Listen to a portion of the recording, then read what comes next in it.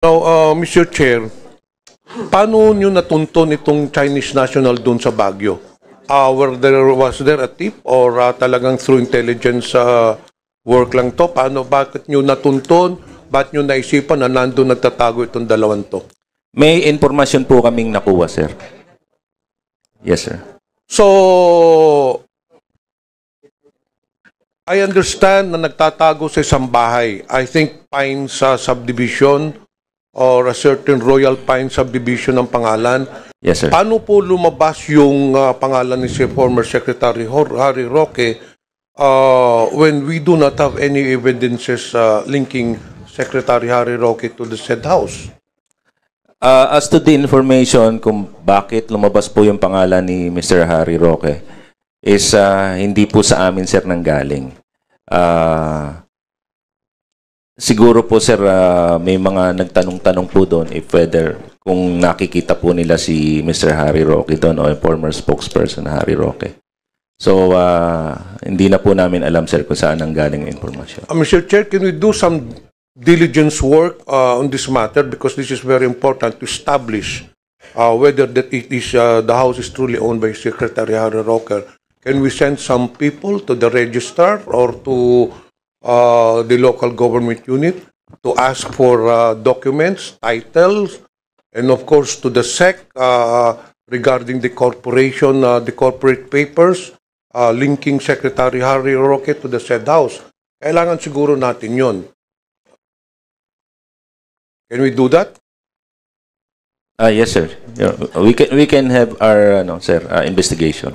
To former Secretary Harry Roque, well, you just have heard the statement of Yusek Gilbert Cruz that linking you to the said Chinese nationals.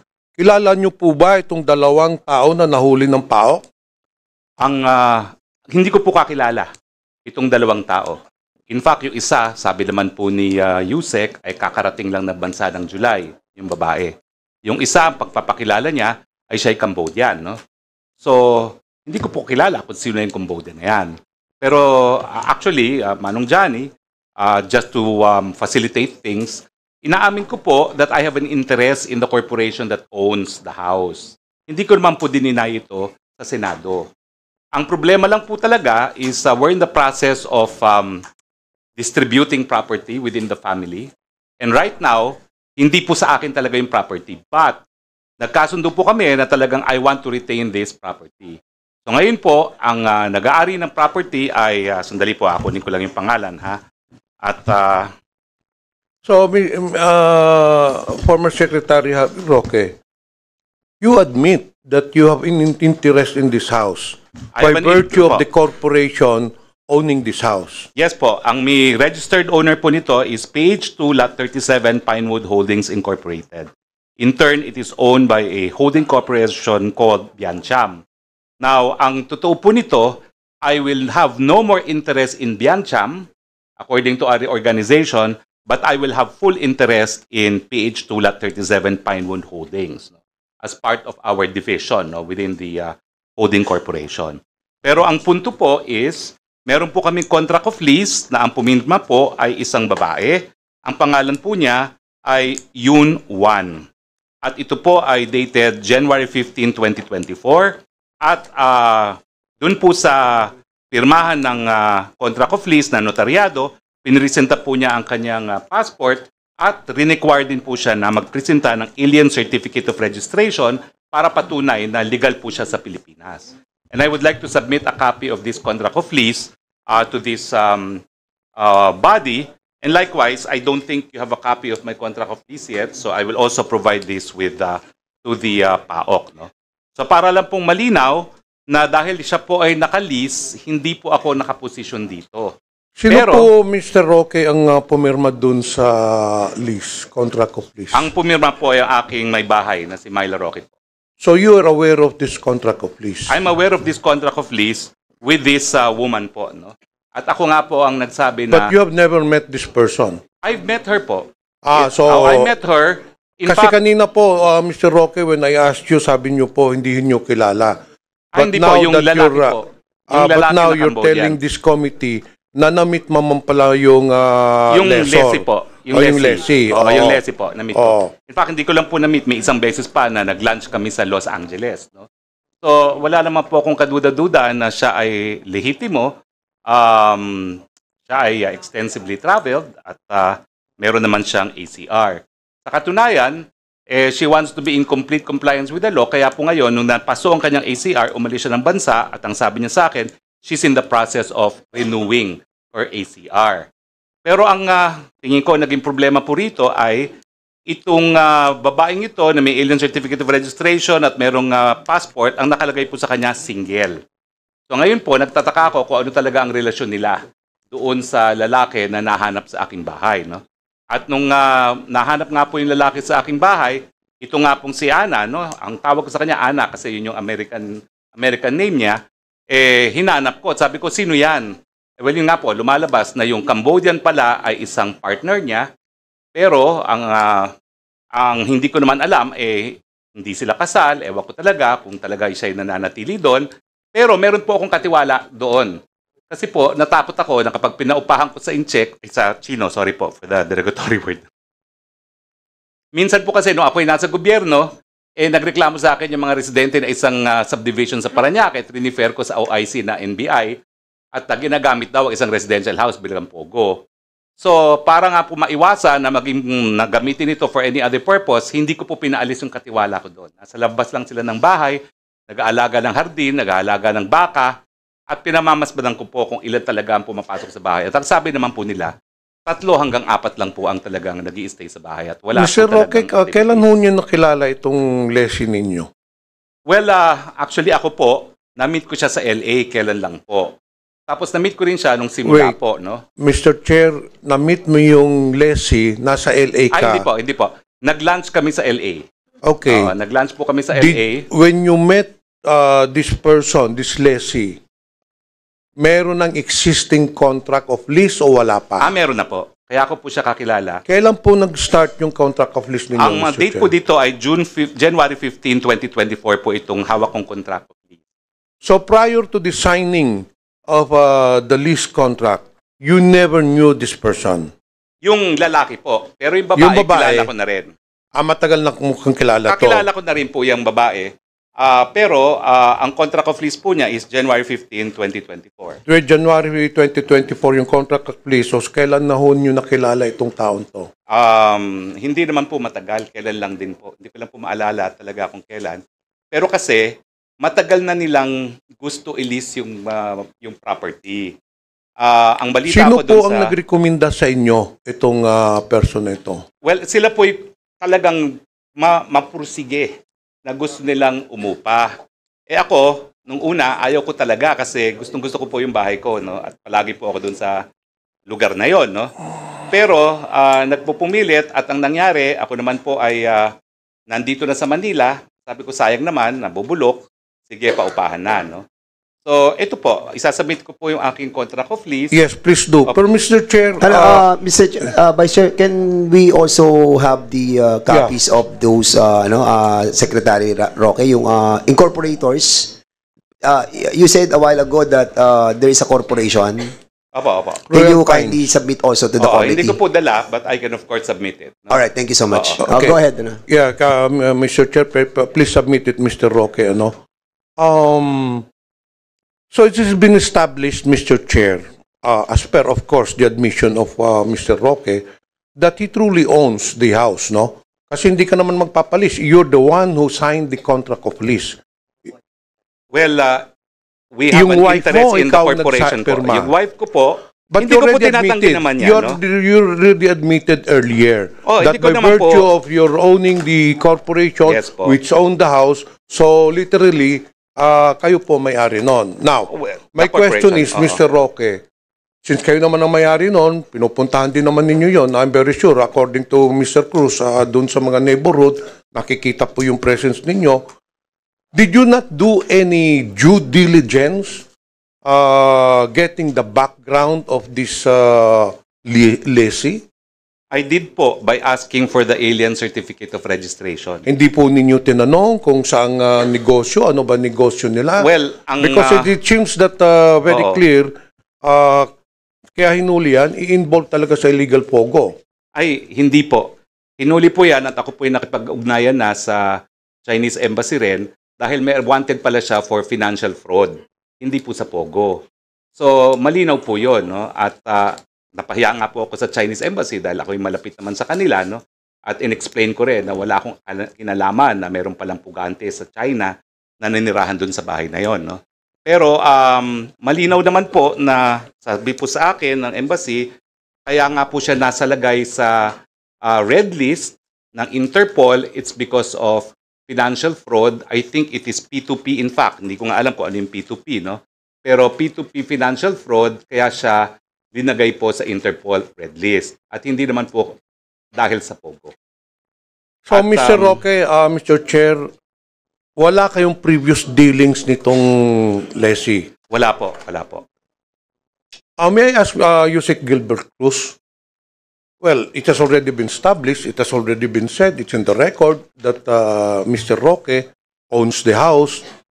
Do you think, Yusek Cruz, that Mr. Harry Roque is a person of interest, considering that the per lessee who is leasing his house is involved in illegal activities?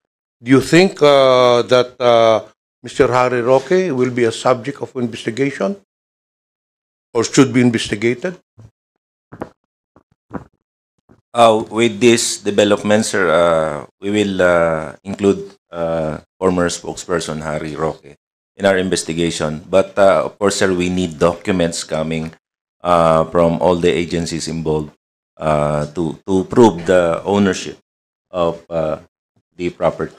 Okay, we will let you finish your investigation, ongoing pa naman ang ano. Now, let me go to the last matter. Masali na lang ako, Mr. Chair. Yesterday, Chairman Al Tenco was interviewed in Head Start. And he said that sometime last year, I don't know, last year or this year, that Mr. Harry Roque accompanied Miss Cassandra Leong to PAGCOR to assist her in the renewal of their license. Totoo po ba yun, Mr. Harry Roque? Manong Johnny, Kong, hindi po yun ang sinabi ni Chairman Altenco. But I saw it. Pero Hindi naman nanood ako kahapon. That's all I did. Oo. Before going to ano. Manong, We can call May Mr. I remind Altenco, wait. and we can excuse me, Vice Chair. retrieve the files of the interview. It was very clear. Mr. Altenco said during the interview na Mr. Harry Roque accompanied Cassandra Leong with regards on the request for the renewal of their license because may $500,000 na hindi nabayaran kaya hindi ma-process yung license nila. And I don't think Mr. Altenco will go on nationwide TV telling lies. So we can retrieve that file of that interview. So, yung kanina tanong ko po, Mr. Harry Roque, totoo po ba yun? Attorney Roque, resource speakers, a reminder to address the chair. yes, Thank you so much. Mr. Chair, hindi po. 2 beses na po nag-testify si Chairman Altenco at nandito po si Attorney Fernandez na kasama po doon sa meeting. Hindi po ako lumapit kay Chairman Altenco on July 26, 2023 para kumuha ng lisensya. Linapit ko po siya, yung Cassandra Ong, para po magkaroon ng rescheduling of payment sa mga pagkakautang di umano dahil na-dispalkuhan yung Lucky South ng pambayad sa PAGCOR. Binigay daw po nila di umano sa kanilang representative sa PAGCOR na si Dennis Cunana yung pera at na-dispalko. At ito naman po ay 2 beses inulit ni Mr. Chairman Harry Roque, it Tangco po. pertains to the same thing. Ay, Sinasabi nyo, ang dinideny, ang tinanong ko sa inyo, totoo ba na nagsama kayo? totoo po, yun sinamahan po, ko yun po. po ang tanong ko. Opo, pero Now, ang sinasabi nyo, you are denying na hindi dahil dun sa renewal ng license, dun Tama sa po. bayad.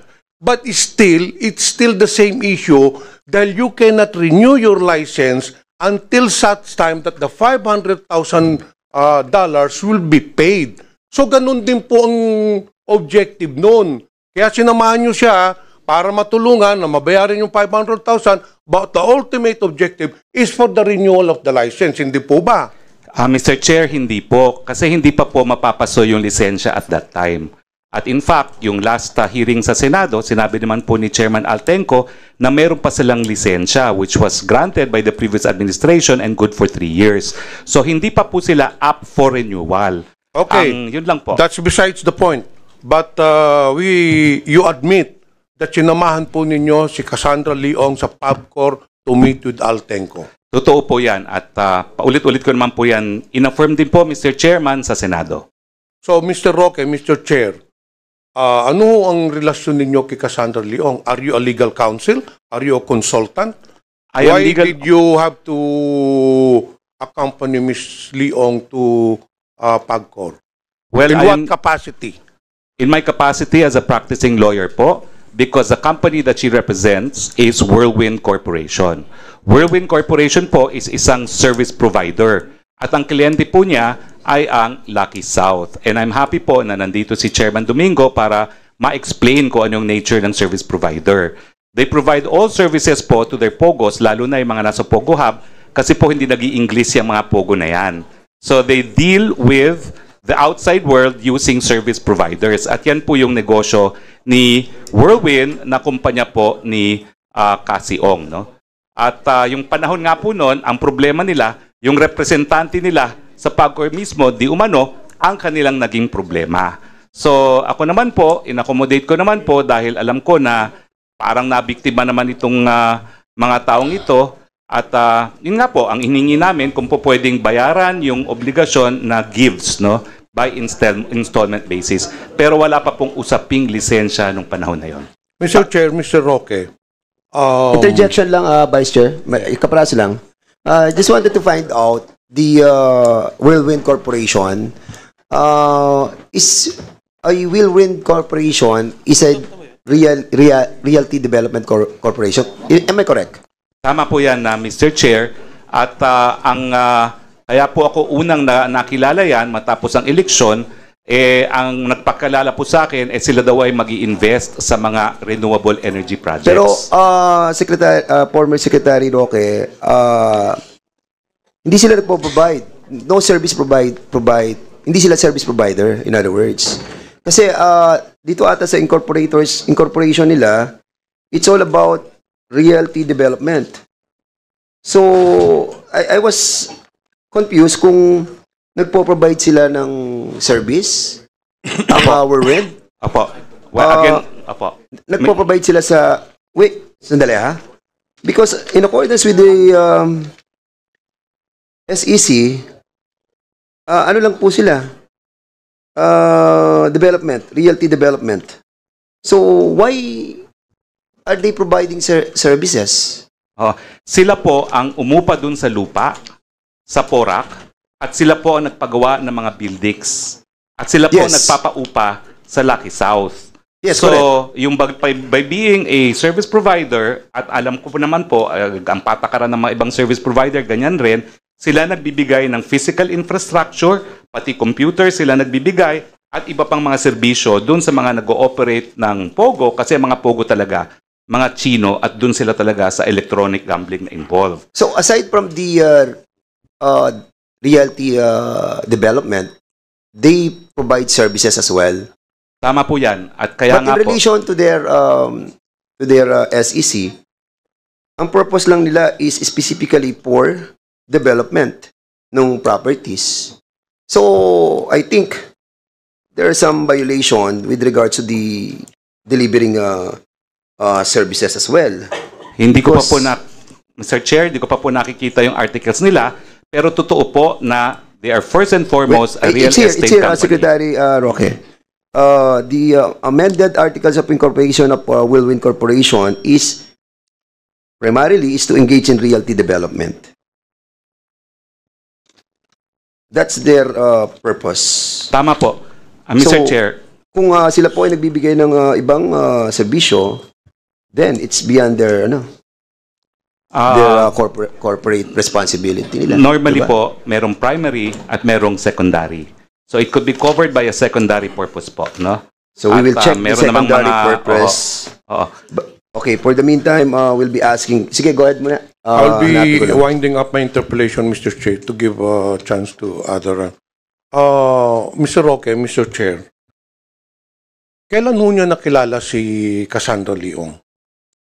Right after elections po, dahil I had to settle back to my practice, dahil natalo nga tayo ng eleksyon, and settle back to old projects that I left hanging, including renewable energy projects.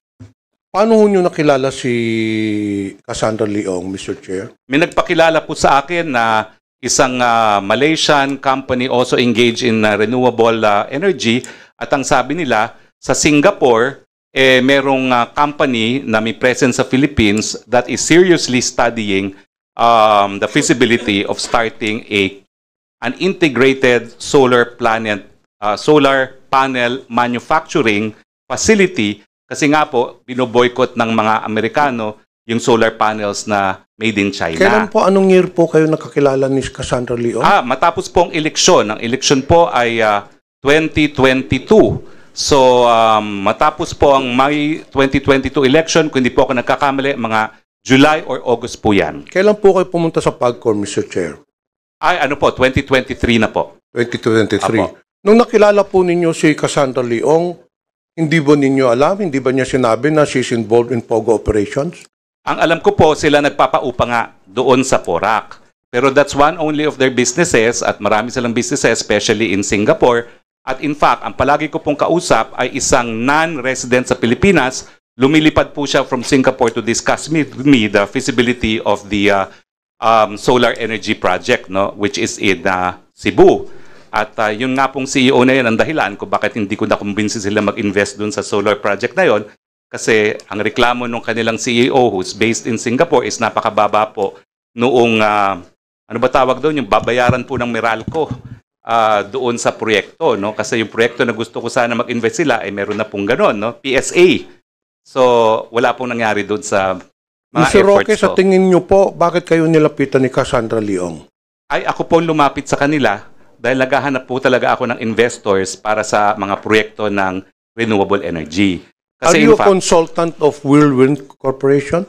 I am in fact legal counsel po. Legal counsel kayo Opo. ng Whirlwind Corporation. Opo. So you have had a long dealings with Cassandra Leong. Well, hindi po long kasi after I accompanied them in PAGCOR, 2 months later, they told me they have a problem with their landlord.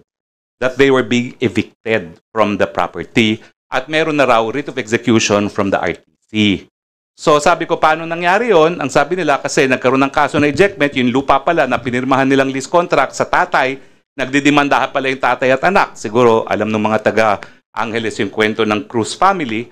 At ang nangyari, yung mga anak na registered owners, dinimanda sila ng ejectment, pero yung tatay, hindi naman binigay sa kanila yung mga papeles, itinago, kaya umabot na sa punto na nagkaroon ng writ of execution at dun sa kaso, may mga abogado na hindi naman nila inauthorize. Mr. Chair, last question, Mr. Roque.